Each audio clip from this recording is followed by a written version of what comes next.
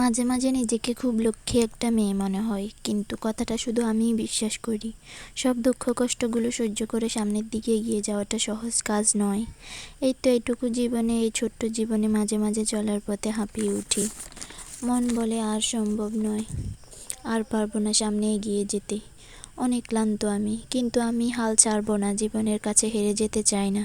আর যদি হারতেই হয়, লড়াই করেই হারবো। আবারও একটা নতুন দিনের সূচনা হয়ে গেল। ভাবছেন এই কথাগুলো কেন বললাম? এখন নিজের অজান্তে কারোর সাথে মিশতে ইচ্ছে করে না, কারোর সাথে কথাও বলতে ইচ্ছে করে না, কাউকে আগের মতো বিশ্বাসও করতে পারি না। তো হ্যালো গাইস, কেমন আছেন সবাই? আশা করি সবাই ভালো আছেন। চলে আসলাম আরেকটি নতুন ব্লগ নিয়ে। এখানে সকালে ঘুম থেকে উঠে আমি আমার মেয়ের কিছু জামা কাপড় ভেজা ছিল কালকের, ওগুলো শুকাতে দিয়ে দিছি। আর এখন তো অনেক বৃষ্টি, এই বৃষ্টি তো এই রোদ, তো কোনো কাপড় চোপড় শুকাতেও অনেক সময় লাগে। এদিকে কারেন্ট বিল আলা আমার পাশের ঘরে এসে কারেন্ট বিলের কাগজ দিয়ে গেছে। এখন ওখান থেকে একটা বাবু এসে দিয়ে গেছে কাগজটা।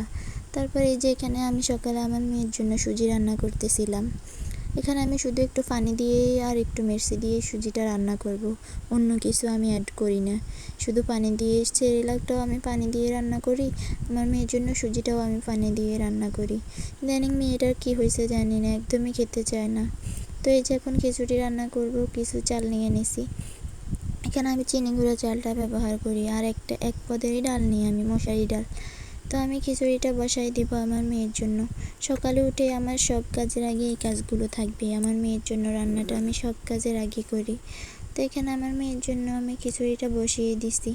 খিচুড়িটা ভালো করে বসিয়ে এখন আমি এতে কিছু পানি দিয়ে দিছি।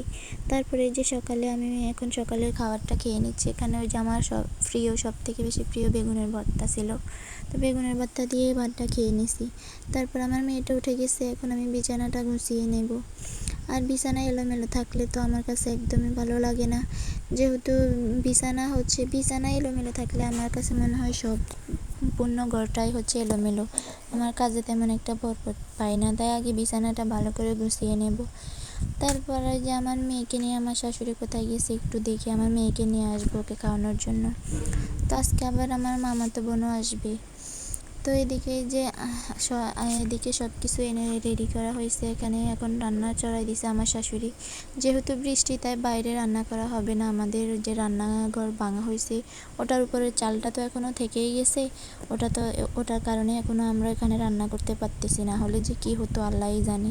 এই চালটা থাকার কারণে আমরা এখন এই ঘরে রান্না করতে পারতেছি। তো এখানে যে মুরগিটা রান্না করা শেষ, কি যে একটা কালার আসছে, উফ, দেখে এখনই আমার জিভে জল আসতেছিল। আর এই মুরগিটা খেতে খুবই টেস্টি। এই মুরগিটা ফেটে ডিম থাকে, কি মুরগি বলে আমি আসলে জানি না। হতে ভীষণ সময় লাগে, অনেক বেশি শক্ত, কিন্তু খেতে মাশাআল্লাহ খুবই মজা এই মুরগিটা। তো এদিকে যে মুরগির মাংস রান্না করার পরে ডাল রান্না করে নিছি।